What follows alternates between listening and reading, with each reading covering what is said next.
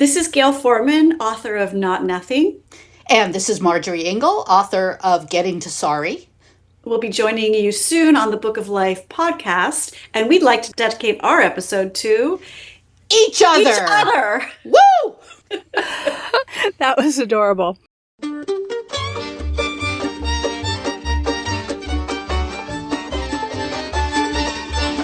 This is the Book of Life, a show about Jewish kidlit, mostly. I'm Heidi Rabinowitz.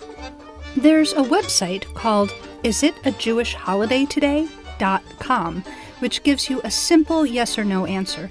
And if you go to that website during the month of October 2024, the answer is going to be yes quite a lot of the time.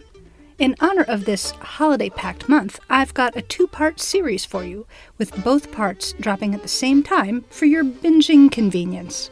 I'm calling it Festive Friends, because each episode features a pair of friends talking about books relevant to our fall holidays. Here, in Part 1, the festive friends are Gayle Forman, author of Not Nothing, and Marjorie Ingall, author of Getting to Sorry.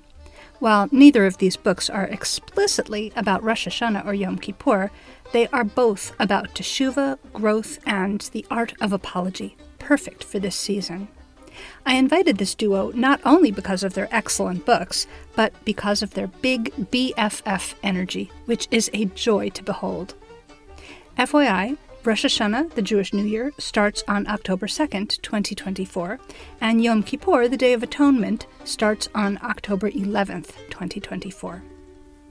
In Part 2 of this miniseries, you'll hear from Erica Lyons and Christina Matula, friends and co-authors of the picture book Mixed Up Moon Cakes, about a Chinese Jewish family celebrating Sukkot and the Asian Mid-Autumn Festival.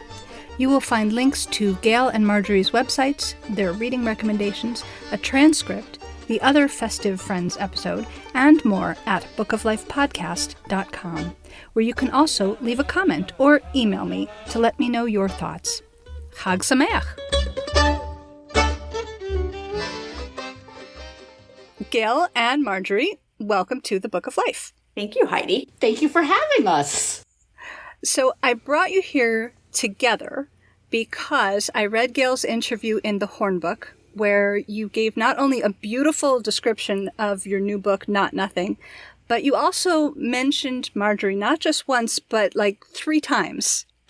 And then, Marjorie, you sent me an adorable picture of the two of you in a squishy hug at a reading at Books of Wonder, and I decided I just had to have both of you on the podcast to share your BFF joy with the rest of us. And in doing so, made my dreams come true, because my entire reason for writing Not Nothing was so I could get on national media and name check Marjorie enough times that someone would invite us to do a podcast together. I played a long game. And people do not appreciate that Gayle has written incidentally Jewish books for many, many years. And this is the Jewish book she has always been like, this is the book that was in her, coming to full flower for the Jews to love. And I'm so excited to welcome it to this world. Well, thank you. And also to pat myself on the back, being the bossy Jewish lady that I am, I bossed Marjorie into both of her books. Yes, she did. I bully these books out of you. Gayle freaking midwifed both Mamala Knows Best and the book originally called... Sorry, Watch, I inseminated too. Heidi, I'm leaving that up to you if you want to leave this in. This is what we're like all the time. That's great. I thought you'd be like this. Gayle has been... Can I say best friend? That sounds infantile. We are absolutely best friends. And Gayle also has an amazing gift for friendship that I, a little sourpuss, do not have. So Gayle has lots and lots of people who adore her. But I'm at the top of the Gayle adorers. Listeners, you are not seeing my eye roll. I think they can feel it, Gayle. I hope so. Because this is the person who walks down the street and literally random strangers come up to her to make friends. Because that is the energy you give out. That's your version of Tikkun Olam there, babe. Okay, babe, thank you. I have loved Gayle's work for almost as long as I have loved Gayle. I think we met on a message board in like the mid-90s. Does that sound right? Go-Go Girls. Go-Go Girls, right. There were a lot of young women, and this is like before there was a World Wide Web. It was a, internet BBS. a lot of young women in media dealing with all the crap that comes with it. And was it Suited Lab Rat? Is that what we called the publication? That's what you called it. No, it was like we worked in these silly corporate environments, and yeah. I was going to ask you how you met and if you had like a meet cute. So. Well, we actually have a meet cute story because I had a crush on Marjorie, a professional crush, because I was a huge Sassy reader. And Margie was like the best writer at Sassy. And when I got on this message board with her, it was like being on a message board with Beyonce. I was like so nervous. But then Marjorie said she was moving back to New York. From San Francisco. And it was a Tuesday night. And I'm like, you want to hang out Tuesday night? I mean, normally I watch Buffy and Sports Night. That was it, because those were her favorite shows too. Yep. And the minute we met face to face, we were inseparable buds. But also, we have another special bond. Gayle's daughter, Willa, was born as my father was dying. And we think their spirits somehow crossed in some mystical, Kabbalistic plane. Willa is this fierce advocate for other kids, and she's a scientist like my father was, and a nerd like my father was. It's going to major in math. Who is this person? How did she come from my body? Right, from a musician and a word nerd. I've always felt that we have multiple special connections. Well, you knew that I was giving birth because you called and left me a message, and I didn't call you back. Yeah. Yeah. And then kind of the weird bookend of this story is Marjorie says she's always loved my work. She's being too kind. Marjorie will do this thing when she doesn't 100% love your work. She'll find the things that she really loves. And I think the first couple books, she was really good at that.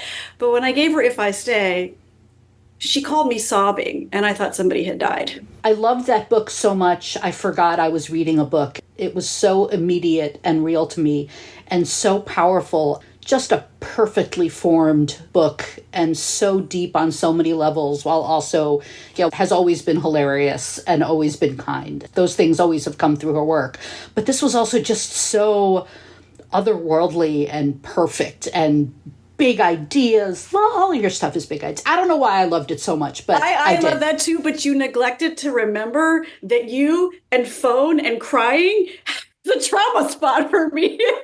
Also, Gayle loves to talk on the phone, and I hate it beyond all measure. So this is part of our friendship. Gayle will call, and I'll be like, I love you so much, but I don't want to talk. I know. I'd rather text like a tiny, tiny Gen Z monster. But I make us get together in person. Yes, which is also very good. This is great. I just wind you up and let you go. Sorry. But I do have questions, so I'm going to interrupt you now with a question. That was the how are you answer. Right. Okay, so Marjorie, you are an author, but not of children's books. No. Not yet. And yet, you are a huge kidlit expert and advocate. And your annual Best of the Year lists in Tablet magazine were legendary. I think you should continue doing them on your own, actually. I have been thinking about that. When I was at Tablet, I could just call and say, here's where I work, send me a book. And it's hard to do that when you don't have an outlet. But yes, I would like to do that because I miss it desperately. When I was at Sassy, that was a teen magazine, way back in the 90s, I edited the book review column there. It was so hard to convince publishers that kids had deep thoughts and deep ideas. And I remember one year Knopf actually saying, why would we send you books? You're a teen magazine. Yeah, that was what people thought about teenage girls. Yeah. And in some cases still do. I wanted to ask you to talk about how you ended up in the role of kidlit expert in general and Jewish kidlit expert in particular. I wrote a parenting column for the Forward called the East Village Mamala for many years. So when I moved to Tablet, I started to expand on writing about things that were sort of kid adjacent. The first column I wrote about children's literature was when I was still at the Forward, and it was so ignorant. And thankfully, a number of kidlit librarians called me out on you don't know anything, and I didn't. I've cared deeply about teenage girls and their thoughts and feelings, but writing about kidlit for younger kids was new to me and certainly grew as my own children did.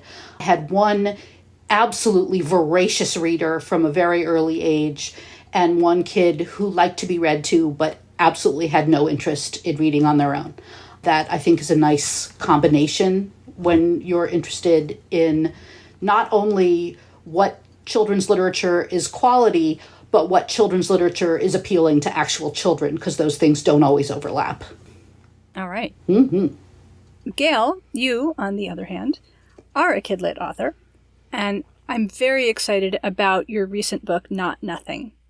It's a beautiful and compelling page-turner, and it also feels like you're saying some truly important things like wisdom for the ages.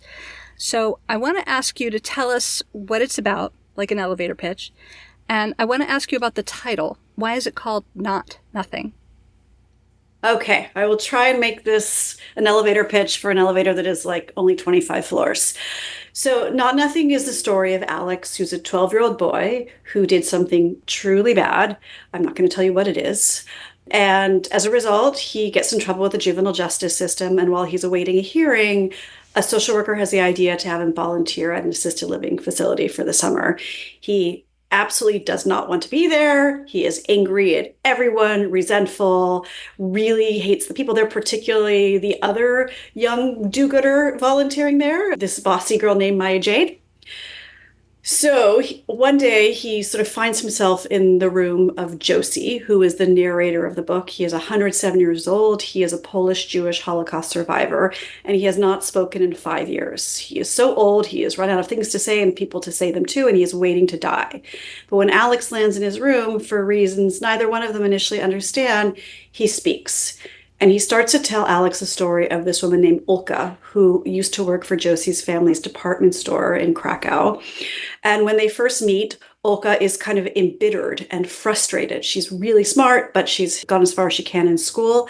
And she is working as a seamstress, and she says something bigoted that could and should have gotten her fired, but for various reasons, he doesn't fire her. He asks her to teach him to sew.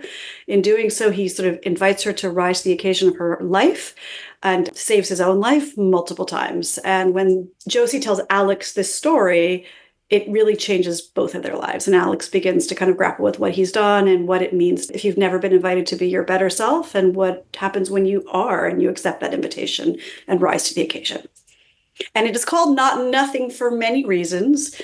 Mostly the original reason is that when Josie came to me, this old Jewish man, I'm 107 years old, I got gunk coming out of my eyes, hair where I don't want it and no hair where I do, but I don't wear diapers, and at my age, that's not nothing. Such a Jewish phrase, but it comes to so much more because Alex has been led to believe that he is nothing. And in a moment of great anger for him, when he explodes, he's cries, I am not nothing. And through his conversations with Josie and his relationships with Maya Jade and the other wonderful residents at Shady Glen, he begins to realize that he, like all children, like all humans, is not nothing. Thank you. In contrast to this idea of feeling like nothing, on page 228, I took notes, Alex is visiting Maya Jade, who is Jewish, and he's visiting her on Shabbat, and her family says the Shehachianu. And you write, such a small thing to pray for, arrival in this moment, but to the boy it felt like everything. So everything, not nothing. And I thought this was really beautiful. Can you talk a bit about this passage? It's so interesting you mentioned that. That little note came in later, and it was because, like in a Besherti way, the copy editor who they brought in, her mother was a Holocaust survivor. And so she had a lot of really interesting notes, including on a page where I kind of went to the default language about liquidating the ghetto. She's like, please don't use language like this. It's the way Nazis dehumanized. She pointed out different translations of the Shehianu. And that one about sort of arriving in this moment, it had been such a journey for the boy. It had been such a journey for Maya Jade. And it was just this capsule moment of like joy and commonality and community that for him was so enormous, even though at 12 he understood it was fleeting, probably fleeting, definitely fleeting, everything is. So I was so grateful to get that particular translation of arrival in this moment, because I thought that really kind of summed up where he was. A thing that I love about this book and Gayle's work in general is she's so thoughtful and so careful about language. Nothing and everything appear in this book.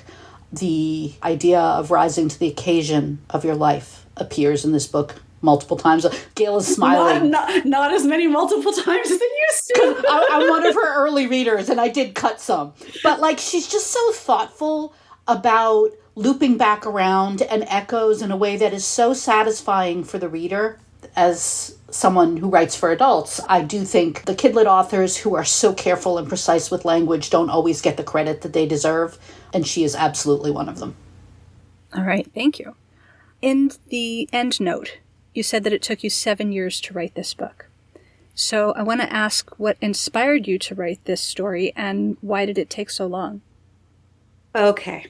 So the inspirations were certain things that just live within me. My grandparents left Germany in 1938, months before Kristallnacht, among the last ships where they could leave by legal means.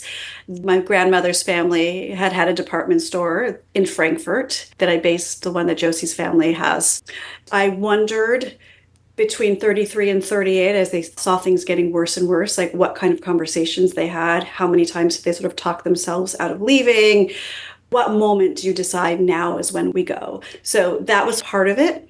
I've spent a fair amount of time in assisted living facilities. When I was in my 20s, I volunteered with Dorot, and they introduced me to a woman named Oli, and I did not put the names together until I was well down the garden path of this book. And I used to go visit her every weekend, and she was one of Raoul Wallenberg's Jews, and I hadn't even known about the Wallenberg Jews at that point. And so that was so fascinating. We were so close, but also the assisted living facility, it was a humorous setting. It reminded me of a middle school. There was so much like gossiping and hurt feelings about who was at whose table and cliques.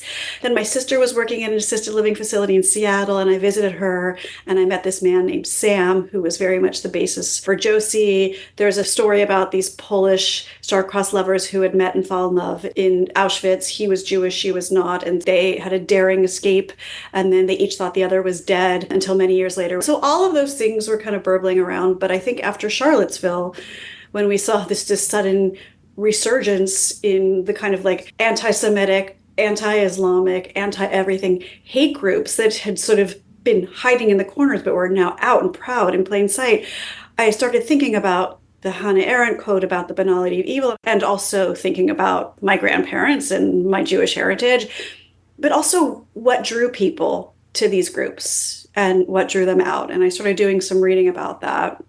And so then I sat down and wrote a very terrible book that was Ungepatchki Marjorie. I always borrow your phrase for this. It just took me a long time to figure out that A, it had to be a middle grade novel, and B, how do I have a 107-year-old man be the narrator of the middle grade novel? Because I knew the heart of this book was Josie narrating it. And it's so tight. There's a lot of books that I think, as a critic, are unfortunately longer than they should be. This is just right, and that's not nothing. I see what you did there. Thank you. Thank you so much. Actually, you mentioned this a little while ago, Marjorie. Gayle, you've written so many wonderful books for kids, for adults, but most of them are not overtly Jewish. So what made you choose Jewish themes this time and not those other times? And if I'm wrong about that, you can correct me. You're a little wrong about that. I think like Just One Day and Just One Year is a book that is about two very different Jewish young people that has dueling satyrs. And We Are Inevitable, which is my last YA book. It's a Jewish father and son. They're very culturally Jewish. They live in the mountains of Washington. They're not religious. So, I mean, those are three books where it's fairly overt. I think that if it's not about being Jewish, whatever that means, the book often doesn't get the credit that I think it should get. I value casual Jewish representation also. I love casual diversity. Maya Jade is Jewish. She's a Chinese Jewish adoptee of lesbian mothers, so it doesn't get more Jewish than that. Totally. She is preparing for her bat mitzvah. But to me, it is Josie, I think, that makes this book feel so Jewish. And I would argue, yes, it is partially because he's telling a story of the Holocaust and losing his family. But I also think that Josie just typifies the kind of Jewish values that, to me, like Marjorie, like, why is Marjorie my best friend? Because like she is the Josie of my world. She is the person with just the most moral generosity, thoughtfulness, kindness and open-heartedness. So like I took Marjorie and I just made her a 107-year-old Jewish man. With hair growing where I don't want it to grow and not growing where I do want it to grow. But I think that is what makes it such a Jewish book. It is flooded with the kind of Jewish values that to me are what my Jewishness is all about. I would also argue that it is a Holocaust book that doesn't have easy stories about good guys and bad guys. It is so nuanced and complex in a way that is right for our time. In my writing for adults with Getting to Sorry, I think a lot about the word cancellation, which I have issues with, but this notion that there are good people and bad people, there are bullies and there are victims. And in real life, there is more nuance and complexity than that. And a lot of that nuance and complexity does not appear in Holocaust stories. There are only the good people and the bad people. And I think one thing that's really important when it comes to making apologies and accepting apologies and the notion of forgiveness is the notion that we are all capable of being a bully and a victim. Everyone deserves a little bit of, I'm a little worried that I'm going to fall into non-Jewish phrasing here, but like we all deserve grace. To get back to quoting Gayle, no one should be remembered for the worst thing they ever did. And Alex is a child. One of the things that Gayle and I share an interest in is zero tolerance policies in schools and this notion that if you do one bad thing, you're out. How does that child learn? How does that child's family learn? How do we not demonize people who screw up when the world is conspiring to make them not have the safety nets they need not to screw up? And so I love the moral nuance in this book and the ultimately extremely hopeful message that I think we need right now in a way that isn't insincere or cloying or gross or fake or Pollyanna-ish. I mean, we talk about this beyond just children, that the ability to make mistakes in a space where you get to grow for them is how we become better people. And we have seen a culture that has thankfully decided that a lot of things that we tolerated for years and years and years is no longer tolerable. But sometimes that off-ramp is very steep for people, and there's people that sort of need help off.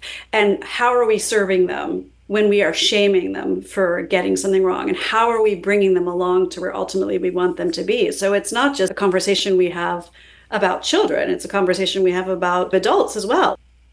You know, certainly there are acts that are unforgivable, and I don't think either of us would say that there aren't. Professor Loretta Ross at Smith talks about the importance of, whenever possible, trying call-in culture rather than call-out culture, because I think a lot of us do this magical thinking, particularly in online social spaces, where we're so eager to attack somebody else for saying a wrong thing, saying a bad thing. Sometimes they've just had a malformed thought. You know, when people are educable and we're still choosing to point fingers and yell at them and tell people don't buy their books, tell people shun them, burn the witch.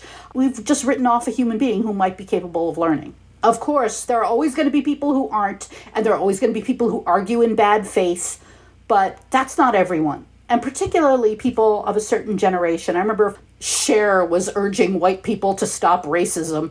Cher used to tweet in this absolutely all caps, unhinged manner, "Friend Karen, talk to me about my language. It bad." And then she learned from friend Karen that she was using this white savior language that wasn't good. But Karen took the time. You know, we malign the Karens, but this particular friend Karen called her in rather than calling her out. And Cher was able to share with her gazillions of Twitter followers that she had learned something. And maybe that would help them learn something too. One of the things I love about Sorry Watch and Getting to Sorry is the distinction between shame, which I feel like is corrosive and shuts people down, and guilt.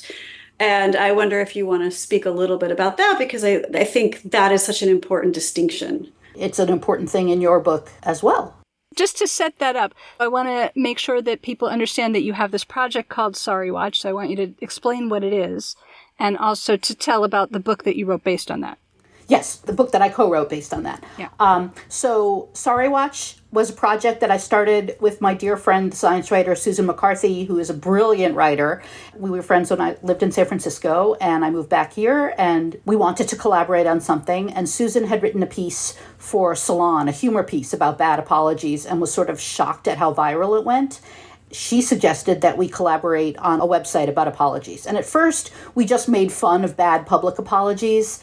But then once 2016 hit and we had a president who boasted about, if I ever do anything wrong, I'll apologize. But that hasn't happened yet.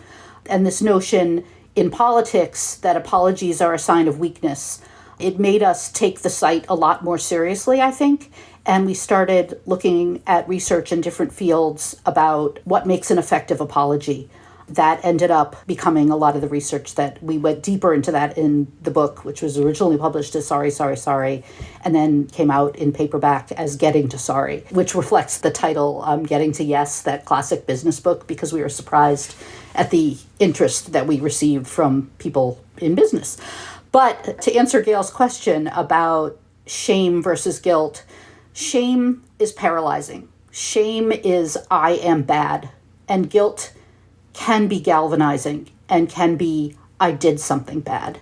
And when you do something bad, you can fix it. You can do something good, and you can go back and do the hard work of examining why you did the thing and what you can do to not do the thing again. We like to quote Maimonides about somebody who sins and then doesn't make a plan to not sin again if the same circumstances recur is like somebody who goes into a mikveh carrying a dead reptile.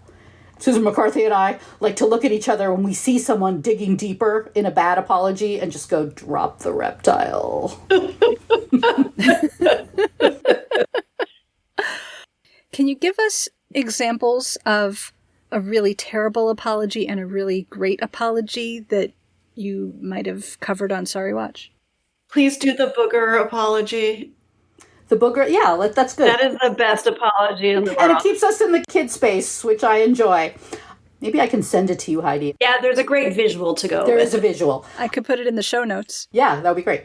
So we found a note online. I think it was on Reddit, so it was utterly divorced of context, but it was in little kid handwriting, and it said, Dear Ciara, I'm sorry I chased you with a booger. Here it is. Disgusting smear circled on the paper. You can get me back with it. Love, Riley. How is this a good apology? It uses the words, I'm sorry. It names the act that was wrong. That's a really hard thing for people to do when they apologize, which is why, in public apologies, you see people saying the incident of last week, the allegations, the events of last Thursday. People don't want to say the thing that I did. And Riley did that. They made it clear that it wasn't going to happen again, made reparations, giving Ciara the booger. And it didn't have any of that, when you feel that someone is forcing you to apologize, or when you know an apology is motivated by something as simple as, oh, it's Yom Kippur coming up, so I'm going to say, if I did anything this year. I hate that. I hate if I did anything. I realize that that's just a ritual, but I feel like a lot of us can actually think of things that we want to sincerely apologize for, as opposed to some blanket, legalistic, I'm covered now thing. Yeah, Riley, kudos to Riley's parents because they did it right. Can you give an example of a terrible apology? The problem with terrible apologies is they tend to really bring down the room. And I'd rather not But they have these things, right? It's like passive voice. It's, if your feelings were hurt, I sincerely regret it. They don't name it. I'm not that person. This is not who I am. Let's move forward. All of which the person who wronged does not get to say. It's the person who was wronged who gets to decide that. Oh, Ellen DeGeneres. That's a funny one. When Ellen DeGeneres, when there were, I think it was something like 78 counts of harassment at her show. And her thing was, I just discovered this thing happening in my environment. How could this be? And then she made jokes about people calling her the Be Kind lady. Like, don't choose that as your nickname when something like this is going to happen. Or you could choose to be kind. There's also that. And like, I'm sorry that I was unaware. So many of the allegations were actually about her, that saying that she was blissfully oblivious made no sense. A huge number of people tuned in to watch her apologize, and then those viewers just hemorrhaged. People who don't believe in apologies say don't apologize because they won't forgive you anyway. One thing that Susan and I both like to point out is good apologies go viral as well as bad apologies, because people love hearing good apologies. People want to feel good. People want to feel positive. People want to feel like the world is not a horrible place. There was this wonderful story that went viral on a bunch of different social media sites about a guy who reached out to someone he bullied. I'll do it from the perspective of the bullied person, who was a gay person in the arts in Los Angeles. And all of a sudden he gets an email out of the blue from someone he went to his tiny high school in Alaska with, who he hadn't thought of in 25 years. And the guy was like, I don't know if you remember me, but my daughter was doing a school project on bullying and asked if I'd ever bullied anyone. And I remembered how horrible I was to you, and I wanted to find you and say I'm sorry, and I hope I'm not the only person who has apologized to you. I feel terrible for what I did, and I want to raise my kid better than that. The guy in LA thought about it and wrote back, I don't remember you, but that's because everybody in our high school bullied me. Like, I had to have an escort walking to my locker. A teacher had to go with me so the entire football team wouldn't kill me and throw me into the walls. While I don't remember you, I'm really grateful for this apology. So thank you, and I accept your apology. And people love that, because people want to think that we can do better. And that's another beautiful thing about Gayle's book, is people, when given the opportunity to do better, will often do it. That's a beautiful story. I'm feeling all choked up now. There's a moment in Not Nothing that could have come straight out of getting to sorry. So, again, I took notes. On page 76, the character Julio says, I'm not very good at apologies. And the narrator then explains, very few people are. Most of them prefer to say sorry for having offended someone rather than being sorry for the offense itself. But Layla, another character, knew that a good apology had to name the wrong and offer some compensation. Gayle, were you influenced by Marjorie when you wrote this passage, or Marjorie, did you help write this passage? I don't think it's plagiarism, because I obviously was condensing what I have known for Marjorie, not just from Sorry Watch and from the books, but from when I go to her myself to kind of figure out how to deal with a situation. And then there's a scene later on where I don't want to get too spoilery, but Alex does a different apology, and he recognizes that he may never get forgiveness for this, and that he's going to have to learn to live with that and to use that to inspire him to do better in the future, which is such an uncomfortable place to be. And one of the things I've learned from Marjorie and Susan is, like, you can't ask somebody for forgiveness. And I think that's one of the reasons apologies are so hard, is we are in this hot take reactive moment, and apologies force you to sit quietly with yourself and to, like, take an accounting. It's like a mini Yom Kippur, right? It's like, it is such an example of the chasm that even the best of us humans have of the person we are and the person we want to be. And when you have to sit with an apology, you are contemplating that chasm. And when you do a good apology, you are crossing it. And whether the person forgives you or not, you are still making progress across towards your better self. This book is, like, so deeply funny because Marjorie and Sue, but also it's like the most important thing that we all need to be grappling with right now is in this book about apologies. I would like to point out that I call Gayle or Susan when I need to make a really serious apology, because even though we have done this website since 2012 and we wrote this book, and I have read so many studies about what makes an effective apology, and I have seen so many bad influencer apologies where somebody goes, hey guys, I just wanted to come on here, and I also know psychologically why.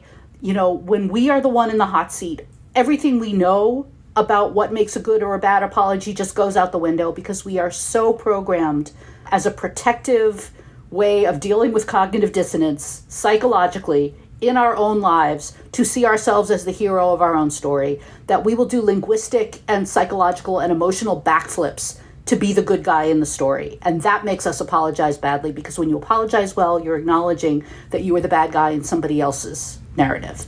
So I actually, when I have to do a real authentic apology for a bad thing that I did, we have the 6.5-step framework in the book, and I sit there with it open on my computer, and I call Gayle, I use the phone voluntarily. That's how bad it is. Yeah. Or I call Susan, and I start going through, these are the 6.5 steps, this is what I have to say, and I still get caught on the step over and over again about not making excuses, because my brain just starts whirring and goes there. And the reason for the not asking forgiveness, again, we both love kids and the work aimed at kids, and there are often signs in the responsive classroom that say things like, here's how you deal with when you make somebody upset. And they're always good, like say, I'm sorry, say, how can I help? These things are all great, but a lot of them end with, do you forgive me? Which just is like record scratch, fingernails on a blackboard to me, because you don't get to ask for forgiveness. It's like asking for a gift. You can say, I hope you'll forgive me, or I hope I can earn your forgiveness. But saying, will you forgive me, puts the other person on a spot and makes it an equal exchange in a really bad way. And I don't think we should be teaching kids that. Wow, that's a really interesting point that I had not thought of. We've sort of touched on this, but let's flesh it out. What is Jewish about apologizing? Even though I just mocked pro forma High Holidays apologies, I love that we have a time of year, every year, where we get together. I think there's something so potent about being in a room with people who are all beating their breasts simultaneously, and who doesn't love an acrostic, BT dubs, and reciting the Ashamnu, reciting this prayer where we say in alphabetical order all of these things that we did. And did I do all of those things? I did not. But I am sitting in a room with all of these people singing in a melody that people have sung for hundreds, thousands of years, saying we did these bad things. We say them out loud. I mean, saying it out loud is a big part of what we've been talking about here. This idea of collective apology and being vulnerable with all these people in a room together and acknowledging that we've all sinned can be really a healthy and helpful way to say, and I've sinned. And I like looking at which of our prayers are in the we and which of our prayers are in the I, because there are both of them. And I think that it's important that we have both. And the fact that apologizing in our tradition is apologizing to both God and to our fellow human beings. Marjorie, in Getting to Sorry, you talk about situations in which you should not apologize. Can you explain that for us? If you are genuinely not sorry and you are getting pressure to apologize, the first thing you do is you go to your Gayle or you go to your Susan and you say, be my reality check here. And hopefully a good friend will say to you, you screwed up, and help you see that you can and should apologize. If your friend says, you know what, I get it, don't apologize. If it's somebody who constantly demands apologies from you or who constantly guilts you, here's a real life situation, and I do have permission to tell the story. My younger child, who is genderqueer, was being bullied in middle school and finally yelled a curse at a classmate who had been pretty relentless. And it was in the classroom, and it started with F and it ended with U. And the teacher had a policy that when there is an altercation, both parties have to apologize to the other. That was the school rule. And I was like, do you want me to reach out and say, we're not going to do it? Because I'm happy to not do it. And Max was like, no, I don't want to do that. But we thought of what Max could apologize for. And Max could authentically say, I'm sorry I disrupted the class. That was sufficient for this ridiculous rule that the teacher had. But I think it's important that I tried to let Max direct what they wanted, even though as a parent, I really had a different idea of what I wanted. All of my mama bear stuff was triggered. I mean, the chapter on teaching kids to apologize in the book is called "I'm Sorry I Chased You with a Booger," but it deals with this kind of stuff about age-appropriate ways to think about apology as you're teaching your kids from the time that they're very small. When it's a lesson you learn, like we wash our hands after we poop, we apologize when we bite someone, to when the kid is older and starts to see the incredible nuance in the situation. Announcement time. First, I want to remind you to enter the drawing to get a free tote bag with the Book of Life logo on one side and the logo of the Nice Jewish Books podcast on the other side. Leave a review on your podcast app or share our podcasts on social media. Then email a screenshot of your post to bookoflifepodcast@gmail.com. Your participation not only gets you a chance at this lovely tote bag, it also really helps our podcasts to reach a wider audience. The deadline is October 24th, 2024, when Simchat Torah begins, the ultimate Jewish book celebration. Secondly, I am pleased to share that MulticulturalKidBlogs.com has invited me to do a Jewish Joy series of interviews with diverse Jewish authors. The first one features Ruth Behar, who was on the podcast in May 2024 to talk about her novel Across So Many Seas. I'll put a link in the show notes at bookoflifepodcast.com. Now, back to our Festive Friends conversation.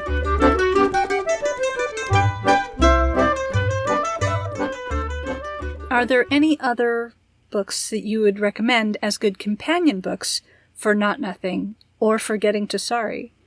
Could be books about apology or teshuvah or growth or rising to the occasion. One of the books that I've been thinking about recently, it also came out this year, is Adam Gedwitz's Max and the House of Spies, which is a very different kind of rising to the occasion because Max becomes a spy. But to me, the rising to the occasion part is based on the real story, which is that Max is based on somebody that Adam knew who was sent away from Berlin on a kinder transport, and the people on the other end who took them in.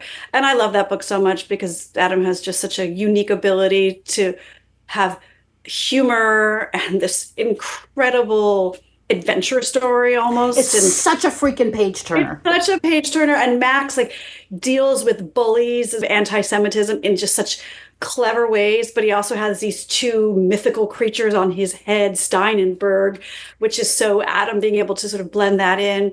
And it's, of course, a story of a Jewish hero in the Holocaust, in World War II, which is something that we don't get very often. I really loved that. It's a very different book than Not Nothing, but he and I have talked, we both started writing when we saw some of the things that were happening in the world that reminded us of a history that doesn't feel that far off to us. I just wanted to mention that I interviewed Adam along with Steve Sheinkin about Impossible Escape. That was another joint interview. Another Jewish hero book.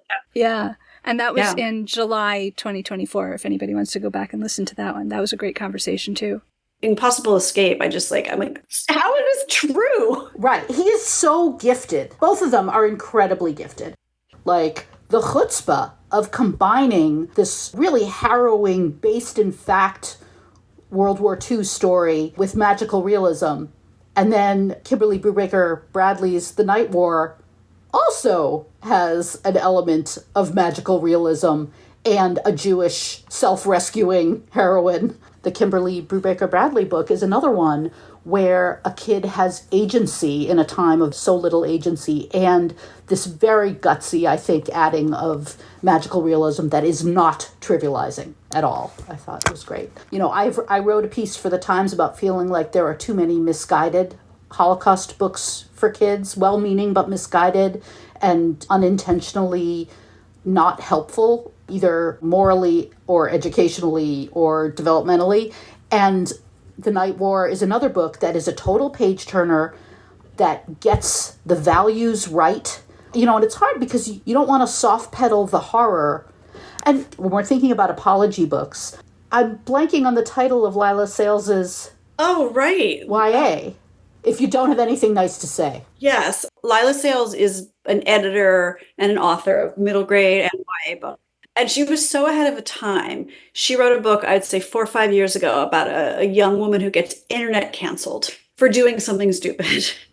And because the internet can sometimes be stupid, reviewers, like, I think people judged the character as if Lila herself were reflecting her own views and what the character had done. Right. And people, I think people have a really hard time with unlikable female characters, which she is in the beginning. You think? I looked at Goodreads reviews from kids, and they hated this girl so much because they wanted to believe that they could never do it. And unfortunately, I think a message that Gayle and I both care deeply about is all of us can say something incredibly stupid at the wrong time.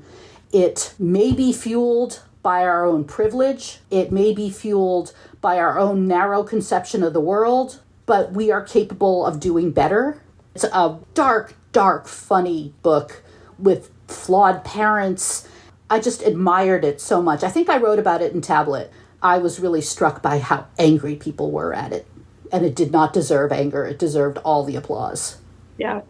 People are so scared of, like, people coming after them. It's like, I'm just going to shoot first. Yeah, it's magical thinking. If I am the most righteous gunslinger in the West, I will never err and no one will ever come after me because everyone will know that I am morally righteous and could never do wrong. And, that's a Stephen Colbert character. That is not real life. I wanted to go back to that picture book that you mentioned earlier. I don't even remember if we were recording when you talked about it, but I don't think we were. The Kyle Lukoff book. Oh, I'm Sorry You Got Mad, which is this delightful, hilarious, smart picture book that is very much like, if somebody's channeled Sorry Watch, a kid at school does something wrong and their opening salvo is, I'm sorry you got mad. Which is, Marjorie's definition of a bad apology, does not name the thing. I'm sorry you have no sense of humor. I'm sorry you don't understand that my comedy is edgy. Sorry you're not smart enough to understand my I'm incredible sorry you wit. don't understand the nuances of politics in America. And with the help of a teacher, as wise as Marjorie and Susan, the kid gets there draft by draft in terms of how to actually take ownership of what they've done and to give a proper, meaningful apology. I'm also thinking about the incredible nuances of the Hoban's Francis books in general. Well, while we're thinking about the Hoban books, let's talk about the Ramona books. Yes. Because one of the reasons I loved those books as a reader when I was younger, reading aloud to my kids when I reread them, and then again when I started writing middle grade, is Ramona's so flawed. Of course she's flawed. She's like from age 4 to 12 in these books. And she is learning to be a person. And she is messing up along the way constantly. Has some fights with Howie about the red ribbon. Like, it's really rough stuff. And figures it out and stumbles her way forward. Because that's how we get forward often when we are young. We don't do it in these like poetic leaps. Right. So those books are just such wonderful examples. Chrysanthemum. No, not Chrysanthemum. Lily's Purple Plastic Purse? No, Lily's which one? Purple Plastic Purse is another one with a hard-won apology that ultimately makes the kid feel really, really good, which is a thing that I don't really think we talk about enough when we're teaching kids to apologize, is that you will feel this great release and this great weight come off of you if you apologize well. Not just kids. Right. Right? One of my favorite sayings is the truth will set you free, but first it will make you miserable. But I think with apologies, it's like the misery comes first. Yes. Once it's out there, it's like you've put it out in the sunlight. It's like, oh yeah, I did this very awful, boneheaded, insensitive, terrible thing. I'm sorry I did this to you. And then suddenly it's like neutralized. The shame is neutralized. Yeah. It's an incredibly good and powerful feeling. The Francis book was a bargain for Francis.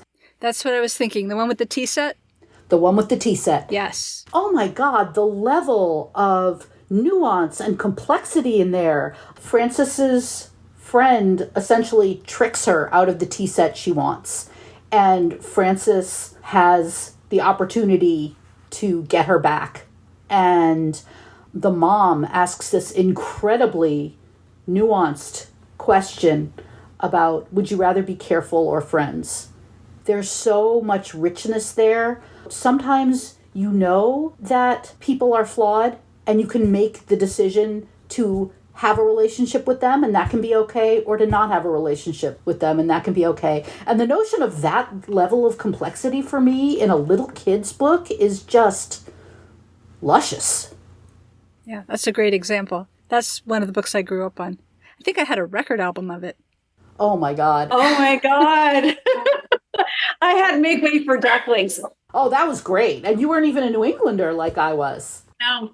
We had Bread and Jam for Francis, which is just, baby's first food porn. Later on I would write about food in Little House on the Prairie and in, of course, the All the Kind Family books with the twirled cones of hot chickpeas. This sounds absolutely disgusting as I say that out loud now, but in the book, that was the most amazing thing. And barrel of broken crackers. Can I get a quarter worth of penny candy? Actually, bringing us back around, Gayle, who is an amazing cook, writes food, and there is such amazing food in this book, in Gayle's book, and a way in to see, now I'm going to cry about the lasagna, just a kid who has not had the privilege of having delicious hot food made with love ever, or in a very long time. Oh, the beauty of the food writing in this book is just going to be a pleasure for adults and kids. Oh, that means so much to me. Oh, I mean it. I love to feed people so much. You should do a cookbook, like a cookbook with stories. I'll just do a side novella about Layla. Her emotions come out in her food. Right. Layla, who is the cook at the assisted living facility in Not Nothing. Look at Heidi doing awesome hosting there. I know, she's amazing. She's like, not everybody has lived with these characters like you two have for 7 years. So back to the book. Gayle, on your website, there's a project called Operation Rise, which is also the name of a project undertaken by the characters in Not Nothing. So can you please tell us about both the fictional and your version of Operation Rise? So glad you asked. So this big theme of this book, Alex hears about this term rising to the occasion. He doesn't quite understand what it means, but then he and Maya Jade, they're enjoying Josie's story so much. And Maya Jade really wants to interview the residents because they realize what interesting stories. And so they come together and they start interviewing. They start with Maya Jade's grandmother, who is a diva in the literal sense as well as the figurative sense. And she tells them a story and they realize, all these people have an example of when they rose to the occasion. And that is the thing about rising to the occasion is it's hard to define. It is not just doing a good deed. It is this moment when you were bigger than you thought you could be, bigger or better or braver, however you want to define it. And so they decide to start interviewing the residents about times when they have risen to the occasion of their lives. And they call it Operation Rise. And I wanted to see if we could invite the students in classrooms and people who would be reading this book to think in those terms as well. So we've created a space for them to talk about this. There's a virtual space for it, but also when there's school visits, it's a big part of it. There's an emotional intelligence curriculum that I think can go along with it. And so this was just offering a framework both within classrooms or young people on their own to encourage them to question what it means to rise the occasion. Think about how they might want to do that. Because I feel like lately we've gotten a lot of invitations to sink to the occasion. So let's give them some invitations to rise. Is there an occasion that you can think of where you rose to meet that occasion? Or if it's embarrassing to talk about something that you did, maybe you know about each other rising to the occasion. I know lots of things about Marjorie rising to the occasion. This was just a little story the other day, but I was visiting her and somebody had misdelivered a package. Somebody had left it in the lobby of the building. Which makes it even more. It wasn't even dropped on your doorstep. She went and found the woman to bring it to her. And when we found her, she had come down in her little granny cart. And it was a phone that she had been waiting for to communicate with her son who had a traumatic brain injury. And she was just so glad to see Marjorie. It was that moment of connection, the neighborhoodliness. I just saw love increase in the world when that happened. It was beautiful. Before we started taping, I mentioned that one of the things that I really love in New York is water towers, even though they're not always in use anymore. And I just love the symbolism but this notion of this thing that we share that is a built object that's on so many roofs. It's for buildings that lots of people live in. A nice and terrifying thing about New York City is that our lives are so intertwined. I live in the East Village, which is a neighborhood that has lived many, many lives. And this woman who we met and had such a nice chat with had lived here for 50 years. You know, just talking about what makes a neighborhood feel like a neighborhood. And the last chapter in our book is about apology-adjacent things that make the world feel like a better place to live in. And those moments of connection with strangers, writing and receiving thank you notes. There was a very cleverly designed study that looked at how happy people were to receive a thank you note.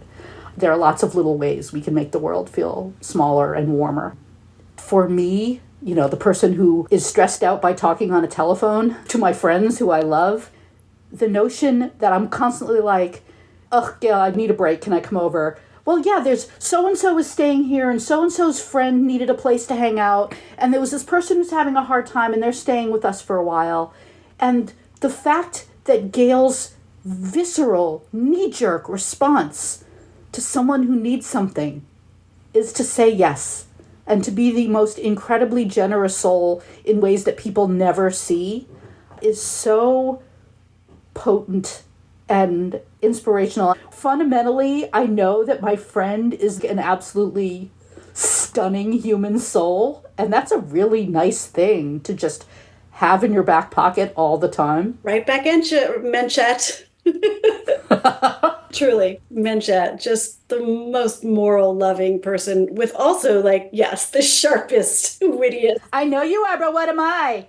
You know, when I saw how many times I had name dropped Marjorie in that thing, I was a little embarrassed, but it is like the privilege of knowing this person who's just one of the best writers I know, important cultural critic, but also just a deeply loving and just and humane person. I think we got over a hump. Do you remember once I told you that I was jealous? I knew you were going to tell that story. Yeah. It was one of the most generous things you ever did. What were you jealous about? It was so hard to say. I had a Cinderella moment with my career. Yeah. If I stay, absolutely deservedly just exploded. She got this humongous advance, so deservedly. A gazillion international deals with deal sizes those countries had never done before. A movie. And it was so hard for me to say to this person who I love so much, I feel jealous.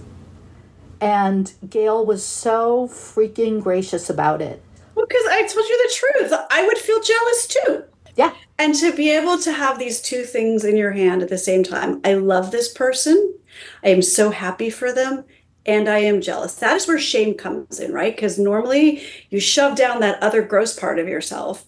So for her to do that, it was like, duh, of course. It just got it out of the way and we moved on. Or we grew. It was a watershed moment for sure. To feel that I was safe saying that. To be that vulnerable in our relationship was a big deal. Heidi, I wanted to say in this interview something that I was very grateful for, which was you rerunning that superb voting package. Because I think one thing to talk about in terms of small acts that can change the world, voting and ensuring that other people have the right and the means to vote is an absolutely huge, tiny act. Yeah. A lot of us can be involved in helping with. If I want to think of really rising to the occasion, it was feeling so powerless after a certain election and coming together collectively with people and working now for 8 years to make sustained change. But it really does all come down to making sure people vote. The protesting and the writing and all of that is so important in moving the culture in a direction. But the mechanism for structural change in our country, and we desperately need structural change, is at the ballot box. And so we have an opportunity, all of us. It is such a small, huge thing to do. My younger one was absolutely galvanized. Thankfully, they're the one who lives in Pennsylvania, so their vote matters. The rest of us have never even ever had that privilege. And the older one was cynical and not going to vote. So two things is one is feeling the excitement gather from other people, but the other thing was Josie started to watch Veep. They're super into it, and somehow Veep has made them excited about, like, actually excited about voting. That's awesome. Yeah. And that's good news, too. Every vote does count. Just to circle back around, I did want to say thank you for re-upping that and for keeping up a drumbeat for your listeners, because it is so important. Yeah. Well, thank you for participating in that in the first place. That was Sure. the one that I recorded in 2020, and we played it in 2024. I guess the next time there's an election, I'll just start fresh because I don't want to keep replaying it. Yeah, totally. It was an interesting snapshot, too, to look back because people were talking about COVID and how they felt a little unsafe about leaving their house to vote. But speaking of politics, Gayle, I know that you do a lot of political advocacy work. Can you talk about that? Yes. After the 2016 election, just feeling so distraught about what had happened to the country, whatever I had been doing, it didn't seem like enough. And so I wound up getting involved in an organization trying to raise money to flip state legislatures because we realized that so many of the issues that we all care about, whether it's the kitchen table issues of economy or like social issues about LGBTQ, civil rights, criminal justice reform, reproductive justice, environmental stuff, all of that was happening on the state level, as well as things like gerrymandering and voter suppression. So I started working with a giving circle to raise money to flip state legislatures. And then I began working with a newly formed organization called the States Project. And I now serve on their board. And this work has been so profoundly nourishing because it is teaching people the power that we carry within us, especially when we act collectively. And like once you start to understand that, you carry it with you. So that work has been really important. And now I'm working with Authors Against Book Bans, which is another organization that formed 6 months ago because of these insane book bans that we have seen sort of spread like wildfire that are being fomented by a very small group of people with some very cynical funders. Like if you look at what's really going on, I believe that it's people who want to privatize public education and public libraries. One of the last great nonpartisan things that we all have faith in. So how do you do that? You erode the faith in that. And so authors realize we cannot sit by the sidelines on this. There's been librarians and educators who, you're in Florida, you understand this, like are risking jail time for carrying books. It is terrible. And we need to be the author army. We need to raise attention to this. We need to show the book banners we are paying attention to them. So that is once again building something from nothing and realizing that when you get a bunch of people together, oh, the powerful things you can do. Wonderful. Thank you. The States Project is thestatesproject.org and Authors Against Book Ban is authorsagainstbookbans.com. Okay. It's Tikkun Olam time. So what action would each of you like to call listeners to take to help heal the world? We just talked so extensively about voting, and I think that is a huge one. Yes, I think voting is huge. And this is a tricky one because I know for some people there are boundary issues and people sort of give too much, but look for ways where more generosity and however you want to define generosity can be applied to anything. It can be emotional generosity, it can be food generosity, it can be financial generosity, it can be opening your space, however you want to define it and however works for you. Marjorie mentioned that I like to invite people into my home, but the secret is it's just an ancillary benefit that it helps somebody else out. It makes me feel good. That is, to me, how we repair. All right, good advice. I love that. Is there an interview question that you never get asked that you would like to answer? I'll reverse engineer it because one thing I've come to realize is the books that I love to read are not the books that I'm good at writing. I mean, I love Not Nothing. I love this book with all my heart. But, if I were sitting down to pick out a book to read, I read mostly contemporary fiction. So I don't know how you asked that question, but it's an interesting dichotomy. I don't read middle grade novels generally on my nightstand. I mean, I do occasionally because they're my friends and I want to see what's going on, but Yeah, and I read them for fun, and I just can't even fathom writing one. But I now like number 7,842 on the NYPL wait list for the Miranda July book because of you. You have to read that and Sandwich, the Catherine Newman book. I read Sandwich. I enjoyed it immensely. There you go. Also so weird, the Nick and the Willa. I know. Two of the characters, The laconic husband is a Nick. which is Gayle's husband. The 20-year-old daughter is a Willa, and the main character is a 54-year-old slightly neurotic writer. Slightly. Catherine Newman is in my brain. Right. I haven't read that book, but that book was mentioned in my September episode where I was asking people about their Jewish emotional support books.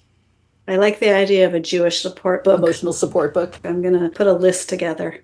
Yeah, this was an episode that I did with my podcasting friend Cheryl Stahl, who does Nice Jewish Books, which is a show about adult Jewish fiction.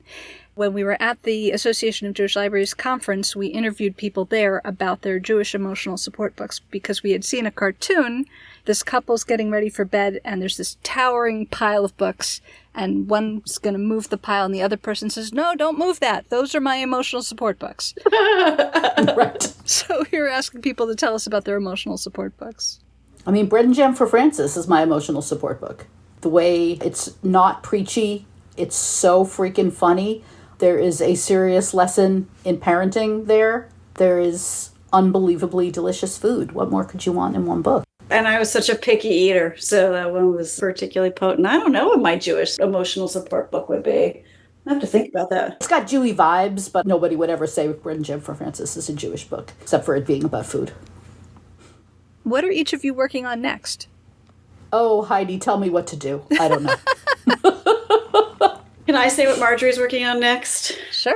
I'm writing a piece about poop for Prevention Magazine. No, she's doing this great annotated project with all the sassy magazines and scanning them, and she's going to have this whole project where she annotates them because she was there. And circling back to my having this megastar crush moment because she was legendary, is legendary, iconic, but also just that age of magazines and Marjorie's life as single gal in the 90s in New York. She's working on that, and I'm very excited about that. And I nudge her about it all the time.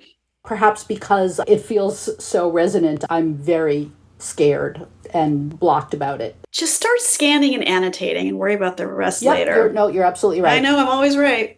She's always right. It's so freaking annoying. I really am. So I have a young adult book coming out in January called Afterlife that is very different from this, but has some interesting similarities and questions about spirituality. And then after that, my daughter and I are collaborating on my next young adult novel, which is the mother-daughter gap year story. So she hates to write, even though she's a good writer. So she took a gap year, and travel was very profound for her in a lot of ways. And so we're drawing on that to work on this together. As it was for you. As it was for me when I traveled for several years before I went to college. Very cool. So Afterlife, from reading the blurb on your website, it seems like that and several other things that you've written have a lot to do with being alive and being dead. I mean, obviously that affects all of us, but you in particular are choosing to write about that. So why is that something that you want to explore? I lost 4 friends at one time when I was in my early 30s. My 2 very good friends and their 2 children, and they were the first of my friends to have children. That was the event that inspired If I Stay, 7 or 8 years later. So I think it's weird because Afterlife is written 15 years after If I Stay. Writing about my friends keeps them alive for me. I've come to realize that in the West, we have such a solid wall between life and death. And one of the reasons I tell people Jews do it well with the Shivas is you just talk about the people and tell wonderful stories. That's how you keep people alive.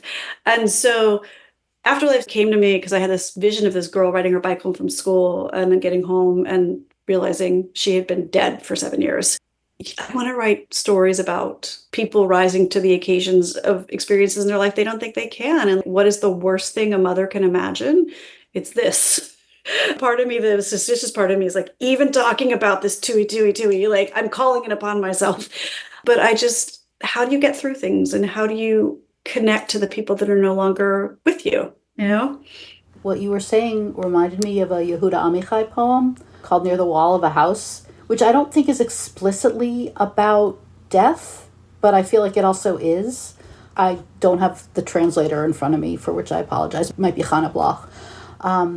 Near the wall of a house, painted to look like stone, I saw visions of God. A sleepless night that gives others a headache gave me flowers, opening beautifully inside my brain. And he who was lost like a dog will be found like a human being and brought back home again. This part. Love is not the last room. There are others, after it. the whole length of the corridor that has no end. And I feel like the whole length of the corridor that has no end and the rooms after love, that's kind of what you're talking about. Love continues. Wow.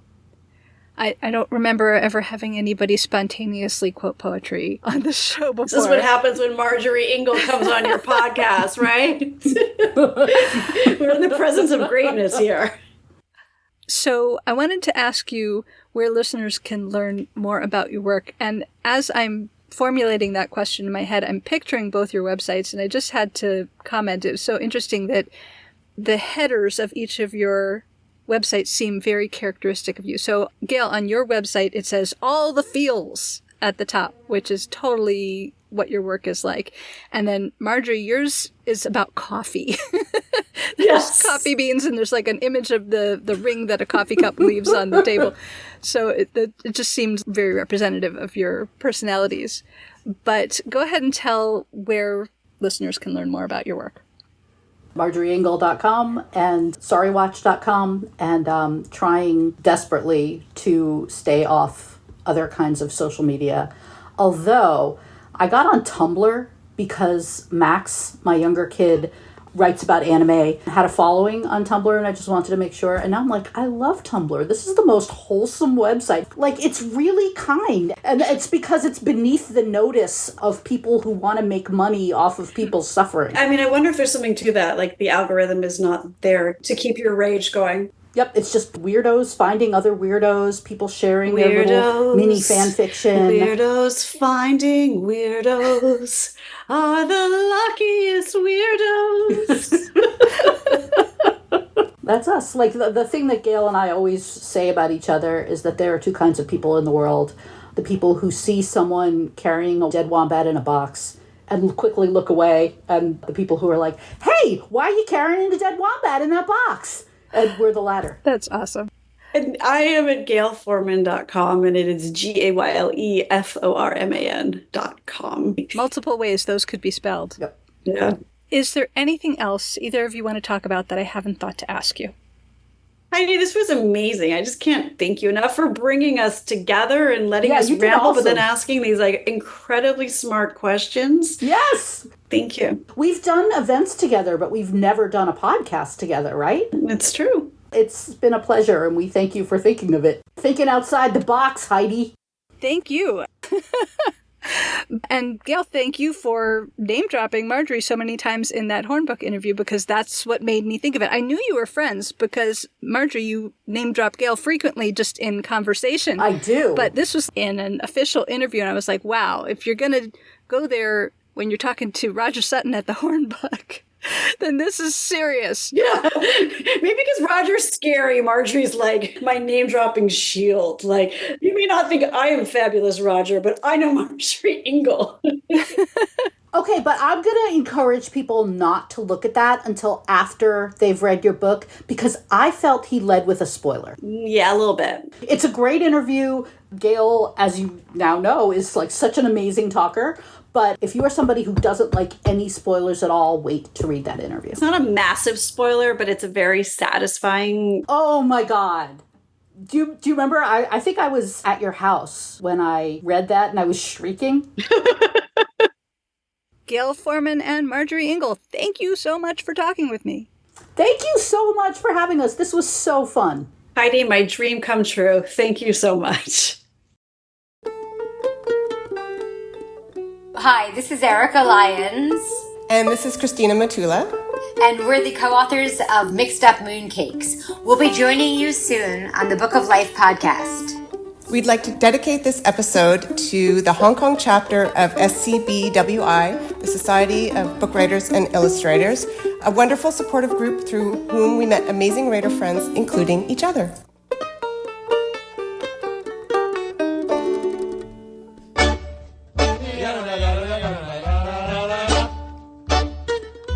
Say hi to Heidi at 561-206-2473 or bookoflifepodcast@gmail.com.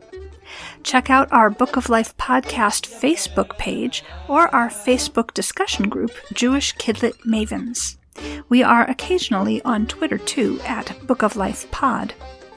Want to read the books featured on the show? Buy them through bookshop.org/shop/bookoflife to support the podcast and independent bookstores at the same time. You can also help us out by becoming a monthly supporter through Patreon. Additional support comes from the Association of Jewish Libraries, which also sponsors our sister podcast, Nice Jewish Books, a show about Jewish fiction for adults.